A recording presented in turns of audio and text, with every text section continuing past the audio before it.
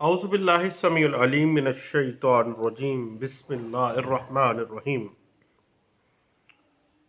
सूरतुल बकरा आयत नंबर 282 में अल्लाह ताला फरमाते हैं कि मोमिनो, जब तुम हम खरीदो फरोख्त करते हो तो उसे लिख लिया करो और दो गवाह बना लिया करो। आज हम कुछ एग्रीमेंट टू सेल की नेचर एंड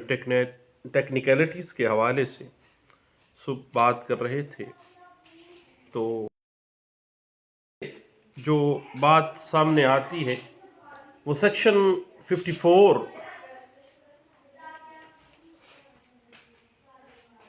कानून इंतकाल जायदाद ट्रांसफर ऑफ प्रॉपर्टी एक्ट 1882 जो है वो सामने आता है। उसकी सेक्शन 54 वाज़ेह कर देती है कि एग्रीमेंट टू सेल बाबत किसी गैर मनकूला जायदाद के एक ऐसा मुआहदा बै है जिसमें उस जायदाद की बै माबैन फ़रीक़ैन तयशुदा शराइत के मुताबिक एग्जीक्यूट की जानी होती है। यानी मुआहदा बै कंसिडरेशन के अवज़, ज़र बदल के अवज़ गैर मनकूला जायदाद को फ़रोख्त करने और फ़रीक़ैन में हकूक़ और फ़राइज़ का पाबंद बनाने के लिए जो मुआहदा किया जाता है, ख्वाह वो ज़बानी है या वो तहरीरी है, उसको एग्रीमेंट टू सेल कहा जाता है। एग्रीमेंट टू सेल के हवाले से बात आ जाती है कि कीमत की अदायगी के बारे में कुछ ज़र बदल बयाने की सूरत में वसूल किया जाता है और बक्ता बकिया जो ज़र समन है वो बवक्त तकमील मुआहदा जो है वो अंजाम दिया जाता है। उसके बाद ज़र बदल बाज़ किस्तों में भी वसूल किया जा सकता है या लमसम भी अदा किया जा सकता है। के अंदर बाय पार्ट्स किया जाता है तो उसका लीगल कोई उसकी नेचर पे इफ़ेक्ट नहीं पड़ेगा। उसके बाद यकमुश्त अदायगी भी हो सकती है। इस हवाले से जो है वो कोई ऐसा मामला नहीं है, लेकिन याद रखिएगा कि एग्रीमेंट टू सेल में फ़रीक़ैन कतई सूरत कुछ लिमिटेशंस के अंदर रहते हुए एग्रीमेंट करेंगे। कुछ शराइत वे एक दूसरे पर आयद नहीं कर सकते। मसलन ऐसी शराइत जो गैर कानूनी हैं, अगर ऐसी कोई स्टिपुलेशन, कोई ऐसी शराइत वाज़ेह कर दी जाती हैं तो वो एग्रीमेंट की नेचर को ही चेंज करके रख तस्वर किए जाएंगे। और ऐसी तमाम शराइत जो एग्रीमेंट टू सेल बाबत किसी इमूवेबल प्रॉपर्टी के किया जाता है और वो पब्लिक इंटरेस्ट के अगेंस्ट है तो वो भी नाजायज़ एग्रीमेंट टू सेल होगा। गैर अखलाकी किस्म की कोई प्रोविजन रख दी जाती है या हकूक़ की मुकम्मल मुंतकली में कोई ऐसी कोई ऐसी रुकावट डाल दी जाती है तो वो कतई सूरत जो है वो किया गया है सेक्शन 54 में कि वो जो है एग्रीमेंट टू सेल जो है वो उस तरीके का से आएगा। यानी इट मीन्स के एग्रीमेंट टू सेल बाबत किसी गैर मनकूला जायदाद की एक ऐसा मुआहदा है जिसमें ऐसी जायदाद की बै माबैन फ़रीक़ैन तयशुदा शराइत के साथ अमल में आती है। और देखिए कि एग्रीमेंट टू सेल की तकमील जो है वो सेल कंप्लीट होने से पहले वजूद, सेल डीड की तकमील से पहले इकरारनामा बै जो है जिसको एग्रीमेंट टू सेल कहते हैं वो वजूद में आता है। उसमें जो दोनों फ़रीक़ैन हैं, वेंडर और वेंडी, दोनों अपने अपने राइट्स को डिटरमिन करते हैं और राइट रखते हैं और कंसिडरेशन डिटरमिन करते हैं, ज़र बदल जो है रकम जो है वो करते हैं और बयाना ले लिया जाता है। बाकी जो है ज़र समन जो है उसके लिए डेट मुतय्यन कर दी जाती है। बाज़ औक़ात वो बज़रिया अक़सात होती है या बाज़ औक़ात वो यकमुश्त होती है। लीगल नेचर पे कोई इफ़ेक्ट नहीं होता है। उसके बाद याद रखिएगा प्रॉपर्टी जो सेल करना है, कुछ जो ड्यूटीज़ हैं और कुछ लायबिलिटीज़ हैं जो कि कानून वाज़ेह कर देता है और ट्रांसफ़र ऑफ प्रॉपर्टी 1882 اس چیز کو واضح کر دیتا ہے کہ جب بھی کوئی وینڈر اپنی پراپرٹی کو سیل آؤٹ کرے گا، منتقل کنندہ جو ہے اس کے کچھ لائبلٹیز ہیں، اس کی کچھ ڈیوٹیز ہیں، اور ان ڈیوٹیز اور لائبلٹیز کو 1925 کی ایک لینڈ مارک ججمنٹ ہے آل انڈیا رپورٹر ARNG پیج ہے 372 میں انٹرپریٹ کیا گیا، اور آل انڈیا رپورٹر 1917 WOWBUR جو ہے پیج ہے 166 میں اس کو انٹرپریٹ کیا گیا۔ اس کے بعد all India reporter 1950 Calcutta high court page 338 جو ہے اس بات پہ بڑے اچھے انداز سے دیتی ہے کہ جو منتقل کنندہ ہے پراپرٹی کو سیل کر رہا ہے، وہ جتنی بھی اس جائیداد کی جملہ خامیاں ہیں اس کے بارے میں مشتری کو باخبر کرے گا، خامیوں سے جو ہے آگاہ کرے گا۔ اس کے بعد جائیداد سے متعلقہ جو بھی دستاویزات ہیں اس کے قبضے میں وہ پیش کرے گا مشتری کو، اور بایا پر اگر کوئی سوال کیا جاتا ہے اس پراپرٹی کی ہسٹری کے متعلق، اس پراپرٹی کی نیچر کے متعلق، اس پراپرٹی کے کسی بھی پروز اینڈ کانس کے اوپر، ہی از لیگلی باؤنڈ کہ وہ درست جواب دے گا۔ اس کے بعد جو بھی شرائط ہوئی ہیں اس شرائط کے اوپر اس کو چلنا ہے، اور اس شرائط کے مطابق ہی جو وینڈر ہے اس پہ فرض ہے کہ وہ اپنے پارٹ کے اوپر جو چیزیں ہیں وہ دوسرے نے جب پارٹ پرفارم کر دیا ہے تو اس کو سیل ڈیڈ مکمل کر دے، اور حوالگی سے پہلے جائیداد اور متعلقہ دستاویزات جتنی بھی ہیں وہ ان کو اپنے پاس ضمانت کے طور پہ رکھے گا۔ یہ نہیں ہے کہ اب سیل ایگریمنٹ ٹو سیل کر دیا ہے تو اب وہ ڈاکومنٹس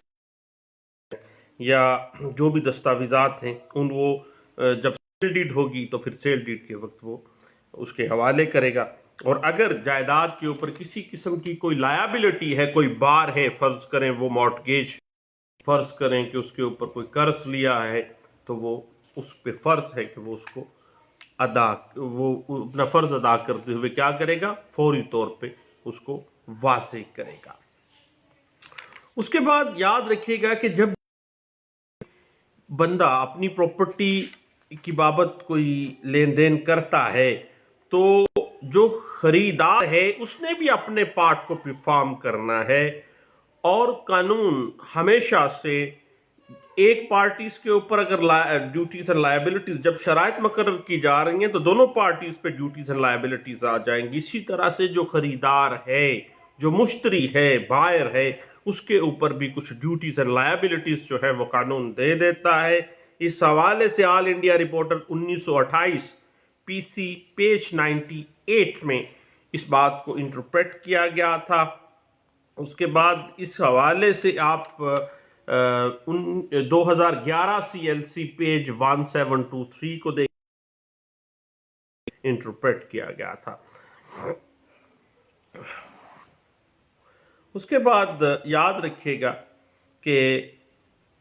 جو بھی مشتری ہے، جو خریدار ہے، اس کو چاہیے کہ وہ جو شرائط طے کی گئی ہیں اپنے پرفارم کرتے ہوئے، جو زر بدل مقرر کیا گیا ہے وہ ادا کرے اور اپنی شرائط کو، اپنے پارٹ کو پرفارم کرے،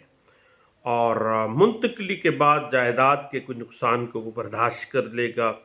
سرکاری واجبات ہیں، اگر منتقلی پچھلے گھر پھر اب وہ سیلر کے پاس نہیں جائے گا۔ اور اس کے بعد یاد رکھیے گا کہ جہاں تک section 4 transfer of property act 1882 کا تعلق تو وہ ہمیں واضح کر دیتا ہے کہ ایگریمنٹ ٹو سیل کی نیچر کیا ہے۔ لیکن ایک بات ذہن رکھیے گا کہ معاہدہ بیع ایگریمنٹ ٹو سیل کی جو حیثیت ہے وہ سیل ڈیڈ کے برابر نہیں ہے، کیونکہ just it is an agreement to sell, یعنی اس کو فیوچر اوبلیگیشنز کے ساتھ نتھی کیا گیا ہے، کچھ شرائط کے ساتھ نتھی کیا گیا ہے، اور معاہدہ بیع کے ساتھ اس جائیداد میں جس ایگریمنٹ ٹو سیل کیا گیا ہے اس کی بابت کسی قسم کا کوئی رائٹ، کوئی لائبلٹیز کے ساتھ کوئی ٹائٹل پیدا ہی نہیں ہوتا ہے. جب رائٹ نہیں ہے تو لائبلٹی بھی کیا, کوئی حق حقوق ہی پیدا نہیں ہوتا, کیونکہ صرف ایگریمنٹ ٹو سیل ہوا ہے, مکمل نہیں ہوئی ابھی. اس حوالے سے 2011 CLC page 1412, PLD 2011 Lahore high court page 48 اور 2011 MLD پیج 31 جو ہے وہ آپ کو ہیلپ آؤٹ کرے گا. اور اس حوالے سے یاد رکھیے گا کہ PLD 2011 Lahore high court page 48B اور 2017 CLC پیج 1348B اور PLD 2018 supreme court Pakistan page ہے 189K جو ہے وہ اس بات کو انٹرپریٹ کر دیتا ہے کہ ایگریمنٹ ٹو سیل کے ساتھ بھائی کسی قسم کا کوئی رائٹ, کوئی ٹائٹل اس اموبل پراپرٹی میں کریٹ ہی نہیں ہو.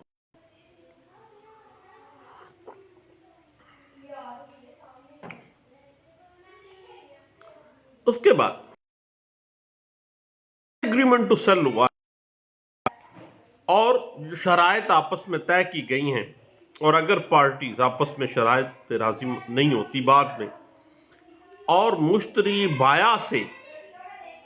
بیانے کی رقم واپس لے لے تو پھر ایگریمنٹ ٹو سیل جو ہے ریسنڈ ہو جائے گا, اور اس ایگریمنٹ ٹو سیل کی اسپیسیفک پرفارمنس کا کوئی سوال ہی پیدا نہیں ہوتا ہے. یہ بات تھی 1991 MLD پیج 1093 میں. اور جہاں تک معاملہ ہے ایگریمنٹ ٹو سیل کرنے کا اختیار صرف زمین کے حقیقی مالک کو ہوتا ہے, کوئی دیگر شخص جو ہے اس مالک کی بنا پر کوئی ایگریمنٹ ٹو سیل نہیں کر سکتا ہے. اگر کوئی دوسرا شخص ایگریمنٹ ٹو سیل اس پراپرٹی کے اگینسٹ کرتا ہے اور اس کو پتا ہے کہ وہ ایکچول مالک نہیں ہے تو پھر وہ ایگریمنٹ ٹو سیل جو ہے وہ پراپر ہے ہی نہیں, غیر قانونی. حوالے سے 2015 CLC پیج 1433 جو ہے وہ ہمیں انٹرپریٹیشن پرووائڈ کرتی ہے. لیکن یاد رکھیے گا کہ ایگریمنٹ ٹو سیل جب ہو جاتا ہے تو سیلر جو ہے اس کی مالکی ختم نہیں ہو جاتی, کیونکہ سیلر اس وقت تک اس پراپرٹی کا مالک و قابض ہے جب تک کہ وہ ٹوٹل اب دوسرا بندہ اپنے پارٹ کو پرفارم کر دیتا ہے, اور وہ دینے کے بعد اس زمین کو منتقل کر دیتا ہے, ڈسپوز آف کر دیتا ہے منتقل کر کے, تو پھر وہ مالک نہیں رہتا, ادروائز وہ مالک تصور ہوگا اس وقت تک. اس بات کو انٹرپریٹ کیا گیا تھا 2007 CLC پیج 1715 میں. معاملہ ہے legal nature of agreement to sell کی, تو یاد رکھیے گا کہ an agreement to sell per se does not create rights in favor of a party. It simply gives him right for finalization and completion of the sale deed according to conditions that has been set by between both the parties. اس بات کی interpretation آپ دیکھنا چاہیں CLJ page 173 میں ہمیں اس بات کو interpretation مل جاتی. جہاں تک لیگل نیچر کا سوال پیدا ہوتا ہے ایگریمنٹ ٹو سیل کی, agreement to sell is basically a contract that sale of such property should take place on terms settled between the parties, but it would not by itself create any interest or right or any type of charge on such property. The basic legal nature of agreement to sell has been interpreted in 949. جہاں تک معاہدہ بے کے return ہونے کا تعلق ہے تو معاہدہ بے کوئی ضروری نہیں ہے تحریری ہو، صرف اور صرف جو بیسک ہے وہ یہ ہے کہ قانون شہادت آرڈر 1984 آرٹیکل 79 کے کی اس ایگریمنٹ کی سیل ایگریمنٹ ٹو سیل کی تصدیق گواہان کی ہونا لازمی ہے۔ اس حوالے سے آپ مزید کچھ جاننا چاہیں تو 2002 SCMR پیج 1089 جو ہے وہ اس بات کو انٹرپریٹ کرتا ہے، اور یہ کیس جو ہے مسمات رشیدہ بیگم ورسز محمد یوسف وغیرہ، یہ بنیادی طور پر بنیادی کیس ہے کسی ایگریمنٹ ٹو سیل کی لیگل ٹیکنیکل پروف کے حوالے سے، کس طرح سے اس کو پروف کرنا ہے۔ یاد رکھیے گا کہ ایگریمنٹ ٹو سیل کا برڈن آف پروف ہمیشہ پلینٹف کے اوپر ہوگا اس وقت تک جب تک کہ ڈیفینڈنٹ پارٹی اس ایگریمنٹ ٹو سیل کو مان نہ لے، otherwise plaintiff has to proof that agreement to sell. اس بات کی مزید اگر آپ کو انٹرپریٹیشن چاہیے ہو تو بنیادی طور پر 2006 page 315، 2003 SCMR page 327، SCMR page 530 اور 1992 CLC page 1887، PLD 2011 Karachi high court page 24 اور 1989 CLC page 238، PLD 1987 Karachi high court page 132 اور PLD 1994 Karachi high court page 492 اور 1999 YLR پیج 1094 جو ہے وہ اس بات کی انٹرپریٹیشن دیتی ہے اور واضح کر دیتے ہیں یہ ساری section 4 transfer of property act کی کہ بنیادی طور پر کچھ ارنسٹ منی دے کے، بیانے کی رقم دے کے اس اموبل پراپرٹی کو کچھ شرائط کے ساتھ آپ باندھ لیتے ہیں، بک کر لیتے ہیں، باقی زر ثمن قسطوں میں بھی ہو سکتا ہے اور یکمشت بھی ہو سکتا ہے۔ اس بات دیکھنا چاہیں PLD 1964 Lahore high court page 490 اور PLJ 2015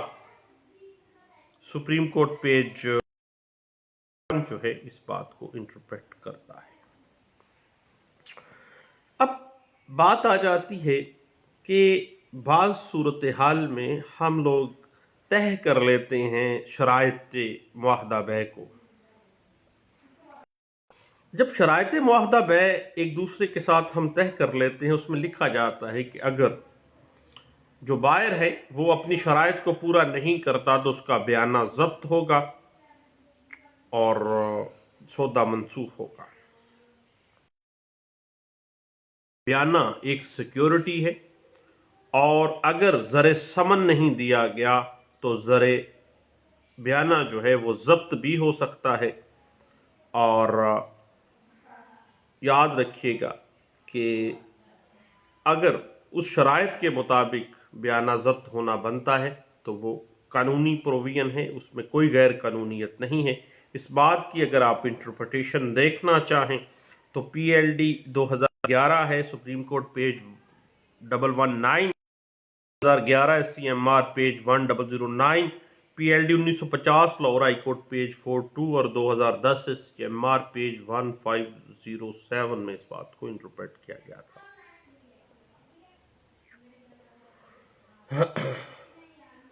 اس کے بعد یاد رکھیے گا کہ ایگریمنٹ ٹو سیل کی بنا پر کبھی بھی ڈیکلریٹری سوٹ نہیں ہو سکتا، رائٹ ہی نہیں ہے، پھر ڈیکلریشن آف رائٹ کا کوئی جواز ہی نہیں بنتا۔ صرف اور صرف specific performance of that specific agreement to sell جو ہے وہ آپ دیں گے کورٹ میں سوٹ کی صورت میں، اور برڈن آف پروف بطور مدعی آپ پہ ہوگا۔ اس حوالے سے PLJ 2015 اسلام آباد high court page 330، 2016 YLR page 612 اور 2002 CLC پیج 361 جو ہے اس بات کی انٹرپریٹیشن کر دی ہے۔ اب اس بات پہ مزید جو معاملہ اگر ہم دیکھیں تو بعض اوقات شرائط طے کرتے ہوئے ہم لکھتے ہیں کہ ٹائم مدت کے فلاں مدت تک زر قسطوں کی صورت میں یا یکمشت۔ تو یاد رکھیے گا time is the essence of agreement to sell, یعنی جب معاہدہ بیع ہوا ہے جو وقت مقرر کیا گیا ہے اس مقررہ مدت کے اندر اندر اپنی شرائط کو پورا کرنا ہے بائر نے۔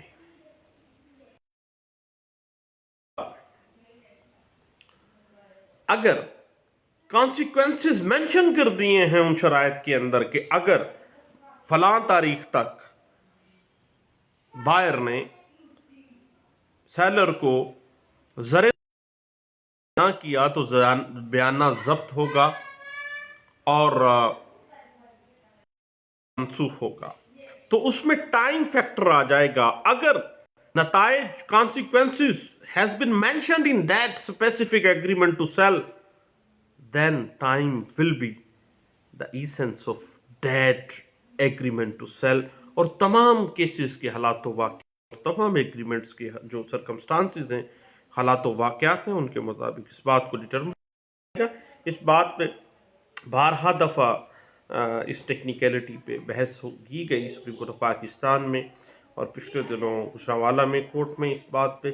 ایک معزز بار ممبر بحث کر رہے تھے، میں پیچھے کھڑا سن رہا تھا، جی سیکھتا رہتا ہوں۔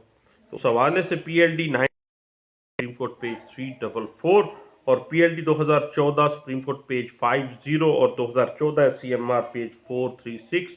2010 ایس سی ایم آر پیج 334 جو ہے وہ واضح کر دیتی ہے کہ اگر ایگریمنٹ ٹو سیل میں نتائج